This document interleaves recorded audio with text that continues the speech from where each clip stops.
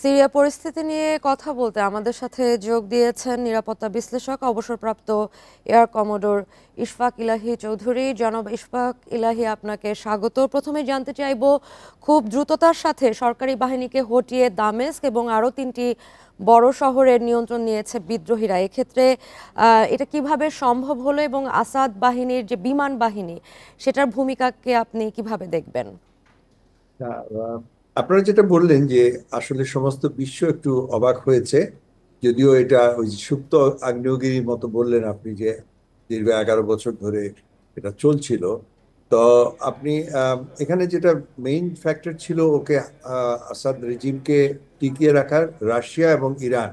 তো আপনি জানেন যে রাশিয়া, যার ওখানে এখন পর্যন্ত নেভাল এবং এয়ারবেস রয়েছে লাতাকিয়াতে, তারা তো এখন ইউক্রেন ইউক্রেন যুদ্ধে রাশিয়া এখন এত বেশি জড়িয়ে পড়েছে যে তার পক্ষে সিরিয়াতে হাফিজ আল আসাদকে, বাশার আল আসাদকে টিকিয়ে রাখার মতো ক্ষমতা তার নাই। ইরানও আপনার হামাস এবং হেজবুল্লাহর উপরে ইসরায়েলি আক্রমণের ফলে দীর্ঘদিন ধরে তারাও একটা কোণঠাসা অবস্থায় পড়বে, এবং যার প্রতিফলন স্বরূপ যেটা হয়েছে যে বাশারের বিদ্রোহী বাহিনীগুলো, তারা অত্যন্ত ক্ষিপ্রতার সাথে তারা ক্ষমতার মাঝখানে এসে গেছে। তবে কিন্তু কথা হচ্ছে যে এর অর্থ এই নয় যে সিরিয়াতে একটা স্টেবিলিটি ফিরে আসলো। এখানে দীর্ঘদিন ধরে তুরস্ক এইসব বিদ্রোহী গোষ্ঠীকে সাহায্য করছিল। এমনকি একটা স্টেজে তো মার্কিন যুক্তরাষ্ট্র এদের আহ, আহ, মানে বাশার আল আসাদকে সরানোর জন্য তারা বিদ্রোহী গোষ্ঠীকে নানাভাবে সাহায্য করে আসছে। এবং এখন যেটাতে লাভ হলো, আমি বলবো যে মার্কিন যুক্তরাষ্ট্র সরাতে পারলো বাশার রেজিমকে। এবং সব থেকে বেশি লাভ হলো ইসরায়েলের, কারণ একদিকে তো হামাস এবং হিজবুল্লাহর যে যে সাহায্যটা আসছে সেটার সোর্সটা বন্ধ হয়ে যাবে। এবং 2 নম্বর, তারা ইসরায়েলের সীমান্ত এবং বিশেষ করে এই লেবানন সীমান্ত এবং গাজাতে তারা একটা একচ্ছত্র আধিপত্য বিস্তার করতে পারবে। এবং ইরান এবং রাশিয়ার লস এখানে অনেক বেশি, কারণ রাশিয়ার মধ্যপ্রাচ্যে ফুটহোল্ড এখন বলতে গেলে থাকবেই না। কারণ অতি শীঘ্র তাদেরকে তাদের যে বিমান এবং নৌবাহিনীকে হয়তো সেখান থেকে সরিয়ে আনতে হবে। আরেকটা ফ্যাক্টর যেখানে হয়েছে যে তুরস্ক তুরস্ক এখন তার, বিশেষ করে এরদোগানের যে একটা স্বপ্ন, ইতিমধ্যে কিন্তু সিরিয়ার একটা বিরাট অংশ উত্তরাঞ্চলে ইদলিব অঞ্চলে কিন্তু তুরস্কের সমর্থনেই তারা ওখানে তারা সরকার পরিচালনা করছিল। এখন বলতে গেলে সমস্ত সিরিয়ার উপরে তাদের একটা প্রভাব, আরো বেশি প্রভাব পড়বে। এবং একই সঙ্গে এখানে কম্পিটিং ফোর্সেস যারা হচ্ছে সৌদি আরাবিয়া, আহ কুয়েত এবং ইউএই, তারাও চাইবে না একটা শিয়া ঘোষিত, শিয়া অধ্যুষিত একটা যে আহ, শাসক গোষ্ঠী, যেটা একটা সুন্নি মেজরিটির উপরে তারা শাসন করছিল, সেটা যখন শেষ হয়ে গেল, সেটা কিন্তু সৌদি আরবিয়ার জন্য একটা পজিটিভ একটা ফ্যাক্টর হবে।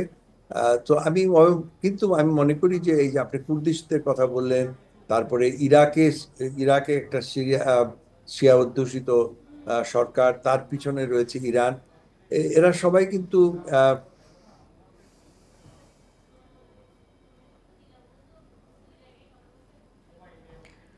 হবে।